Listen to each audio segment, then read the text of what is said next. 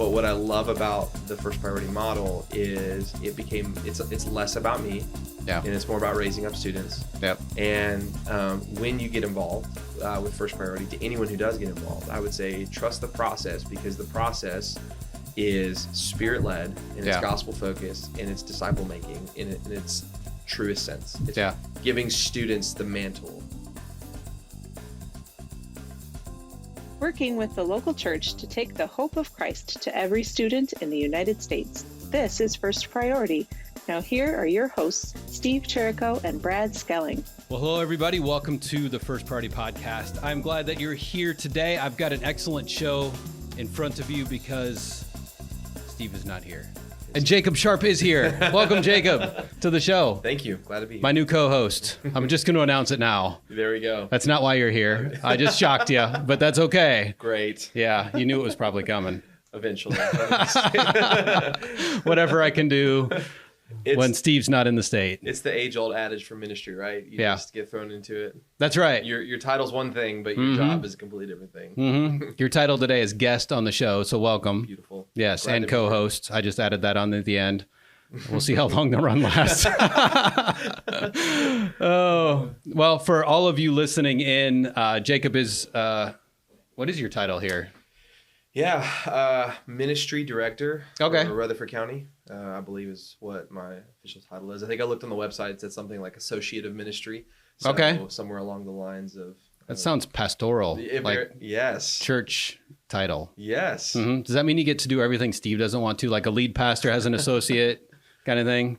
Basically, yeah, I am his, what do you call it when like you have like a runner for your ministry, like they go and grab you the coffee. Yeah, and an intern. Like that. Exactly. You're an intern. Yeah, basically. I'm a glorified intern, yeah, for Steve Cherico. That's not true at all. That's not true at all. Well, we're going to just jump right in. Sounds great to me. Tell us a little bit about yourself. Who are you? Where are you? We already said Rutherford County, but not everybody knows where that is who's listening in. So give us a little history. Yeah. Well, I'm Jacob Sharp. I am, like I said, ministry director for Rutherford County. Rutherford County, I guess you could say, is east of Nashville. Okay. Take 24 east, and you go right past Antioch. And Rutherford County incorporates Laverne, Smyrna, Murfreesboro. I guess parts of, is Bell Buckle in Rutherford County as well? I have no idea. Okay, well, it's a very small town. That was not part of geography class in Iowa. So well, So anyway, so Rutherford County is not too far from Nashville. Yep. So anytime anyone asks me where I'm from, I just say Nashville. It's the easiest way to that's right. know where I'm from. Me too. 30 minutes south of Nashville is what I always say, in Spring Hill. Yeah, exactly. I am married. Been married for 3 years now. Before First Priority, I was a youth and worship pastor on staff at a church, and I've been involved with First Priority since 2020. So for the 3 years you've been on staff with the church, you've been part of First Priority. Yep. Justin Terrio, my predecessor, is the one who got me involved, and dear friend, and That's awesome. That's awesome. Steve's actually with Justin this week at boot camp. Fundraising, learning how to raise some money. Yeah, I'm getting text updates every 5 minutes saying you should do this, and this, and this. Nice. Congratulations. It's awesome. It's awesome. Yeah. So you're friends with Justin. Yep. You got started. What was your first role with First Priority, and why did you jump in? Yeah. So my very first year of youth ministry was COVID year. And when I came on staff, December of 2019. Okay. We had a full youth staff team, a pretty good size, about 50 student youth group. And COVID hit, and the dynamic of youth ministry changed, something I wasn't even fully prepared for. No, none of us were. Yeah. So getting used to doing Zoom youth ministry, I was absolutely terrible at it. But I just remember that I got into a place where I didn't really know what to do in terms of youth ministry and reaching the lost for Christ. And so I was just on a prayer walk, and I asked God, what do you want me to do? Okay. How do I do this? Yeah. And I remember I genuinely felt the Lord say, whatever I put in front of you, you say yes to. And I was like, okay. Well, the next day, Justin Terrio calls me. He was like, hey, I need a campus coach at Rocky Fork Middle School. Okay. And I just said yes. He's like, you didn't even pray about it? I was like, I did yesterday. That's awesome. God told me to say yes. And so I said yes. I think the next week I showed up and Justin and I went for like the next, month or two, because I think it was around April when I was praying that. So we only had like a month or so left of school anyways. So I went into Rocky Fork and just helped with the club there for the next 2 months. And then Justin kind of prepared me for, hey, this is what it's going to look like long term for you to be a campus coach at Rocky Fork. Took me through a lot of the training at the time. I think that might have been the first year we launched Epic, I think was around that time. So he was training me into the Epic cycle, and then I just started doing First Priority, I guess 2020, 2021 school year, and so Rocky Fork was a rough one. Oh yeah, it was a rough school year, and yet it was the most fruitful. Really? Yeah, we saw a lot of just a lot of revival break out at Rocky Fork Middle School. It's kind of cool. We had a club of 4 kids. Showing up every single week, and we decided to run the Epic pretty faithfully. So even if it was like 4 kids, we're still doing Invite Week. We're still going to preach the gospel no matter what.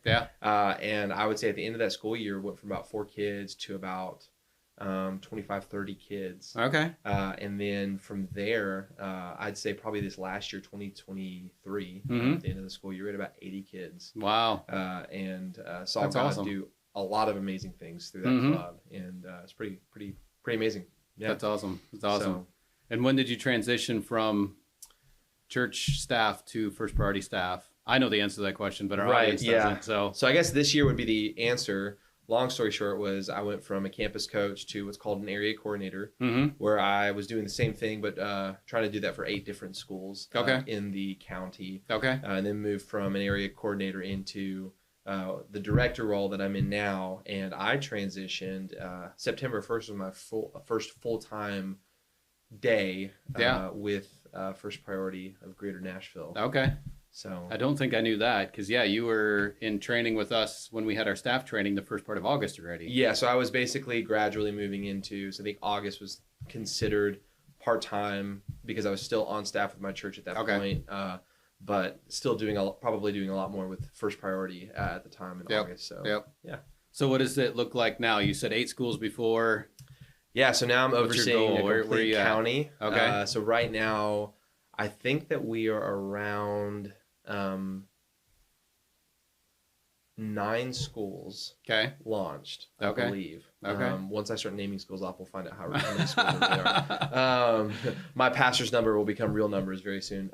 Exactly. We are looking at potentially launching, hopefully, 2 new clubs, 3 new clubs within the next school year. So having conversations around that, but I mean, we're overseeing the entire county, so hoping to see that the Lord does a lot more, and that's awesome. Just building up relationships and networks as we go to see those things happen. So, well, it's an exciting moment in Nashville. Not only, Steve's been here for a long time, but you're rising up the ranks. Ryan's coming on staff. There seems to be a lot of good things happening in Nashville right now. It feels like it. Yeah. Feels like it. You got a story? Got a story from even the last year? Not necessarily, on staff, but I would say 2 really cool stories. I think to some of the people that we've been working with in the Rutherford County area. Last year at Smyrna High School, we started to move towards getting it completely student-led. At Smyrna High School. And we had probably 4 students who were our main student leaders that just rotated on all of the different ways that they could serve through promotion, through doing the welcome and the teaching. And one of those students came up to me and said, hey, next year I'm actually going to be going to Oakland High School. And I really want to plant a First Priority there. Nice. And so really just understood the vision and the heart of First Priority, wanting to reach lost people with the gospel. And he's like, would you train me on how to do that? And so spent a lot of the summer and the early month of August kind of training him, preparing him, finding who's going to be our faculty sponsor. And he did all of the legwork. So that was one of the new clubs that we launched this year was Oakland High School. And we started out with about 9 students. And, usually I start off every first club with like, hey, if it's a smaller club, let's do a quick, what's your name? Why are you here? Something fun like what Buddy the Elf was your favorite color kind of moment, right? And each student said, hey, the reason why I'm here is because this student invited me. And 3 of them said, I have no church background or Christian background at all. Okay. But this guy invited me, and he has a really infectious, like, desire for God, and I kind of wanted to know more about it. And so that was really encouraging to show up the first club and like 4 of the kids say, yeah, I don't really have a relationship with God, but this kid, there's something different about him. And so I showed up and wanted to know more about it. That's so cool. So just already seeing some traction in that direction. Yeah. And then same thing, but with a faculty sponsor. Okay. This year, he ended up moving schools, and he was like, hey man, you know, I love seeing what God's doing at this school. We've already got a huge faculty base here. I would love to do the same thing that we're doing, but at a new school. Okay. Could you help me do the same thing? And I was like, of course. Yeah, 100%. That's right. what I'm here for. Exactly. And so same approach, kind of started training him through the summer months, getting him prepared for launching a club at his school. And we just launched that club on Friday, and we had about 12 students show up, and getting a campus coach in that school as well. And so love it. Those are moments for me where I'm like, okay, whenever you're doing ministry, there are obvious moments when you feel alone or feel like maybe you're the only one that has this burden. And those are the reminders that tell you nothing could be farther from the truth, right? That there are people who have a burden and a heart for, not just for FP, but for the gospel going forth and kids getting their lives changed. And obviously FP is the avenue, the vehicle that happens through. But it was those were 2 testimonies and really just moments for me to say, hey, there are people in this who really love what God's doing and are excited to be a part. So that's right. Well, and I'll pause for a moment. We usually do an announcement at the beginning, but I'll say, hey, if you feel like you're alone with First Priority, come to the First Priority Fall Conference. Yes. Because you won't meet all the students that Jacob's talking about and the teacher sponsors, but you'll meet Jacob. Yeah. and you'll meet each other, people from all over the country coming in. It's not a huge group of people. It's usually 50 or 60 right in there, just staff members from various chapters and districts. And just rubbing shoulders, realizing we're not alone. So registration is open, firstpriority.club/events. You can get on there and register. I think it ends September 30. So if you're listening after that, email Christina at fpofamerica.com and we'll see what we can do. Be there or be square. That's right. That's right. So, well, that's excellent. I love that, just following God. Where's God opening the door? One of the things we hang our hats on, obviously, is student led. But when you have that student who is called, that's worth everything right there. That's especially when he's just out there doing it. He's not relying on the club to share the gospel, but he already has fruit from the ministry he's doing in the halls of the school. That's just phenomenal. And I would say that is becoming more and more of a testimony than when I first started with, Rocky Fork. I mean, kind of building it up, there was probably a little bit more leader involvement at the beginning. But this just happened this last Sunday. We had heard about a club that was happening on a school campus, knew that it was going on, did not know how many kids were involved in this club, did not know if they really were following the First Priority Epic cycle. Right. We had just no idea. We just knew there was a club called First Priority on a school campus, and they had reached out to be trained. Okay. So I show up to this, and I had thought maybe this club was meeting every other they have a club cycle of 5 to 6 weeks. So they met every 5 to 6 weeks or something along the lines. Oh, wow. So I was like, I don't really know how does that work? Right. Anyways, I show up and I'm asking these students questions and they're like, oh, we meet every week. And I was like, oh, that's awesome. Great. So meeting more frequently than I thought. I was like, so how many students? Is this the amount of students? And I think there were 4 there at the time. I was like, is this the group? And they're like, no, we have about 50 students that are meeting on a regular basis. And I was like, oh my gosh, are you serious? They're like, yeah. I was like, so what do you guys do? Like, well, we come up with the content every single week. We do the Bible study. We do the teaching. We do the discussion questions. And then we just let them loose. And so then when I told them about the Epic model, they started to get a vision for, we get to reach our school campus for Christ. And I remember hearing one of the girls say, guys, what if we could become a group of 50 to a group of 75 because we start inviting lost people to hear the gospel. Right. And so she got a vision for, this could be really cool. So again, another moment where you hear students just getting excited about reaching kids for the gospel. That's why we do what we do. Yeah, 100%. Wow. 100%. So it's amazing. Yeah. It's amazing. So what would you tell a new church leader 3 years ago Obviously, we'll take the COVID aspect out of it because that's never happening again. Pinky promise. Yep. And what would you tell them? Why get involved with First Priority? I think you already told the story that says why you get involved with First Priority, right? Yeah. But what advice would you give them as they're stepping into this, thinking about it? Yeah, I think the first thing I would say is First Priority is it's a simple way to get on school campuses.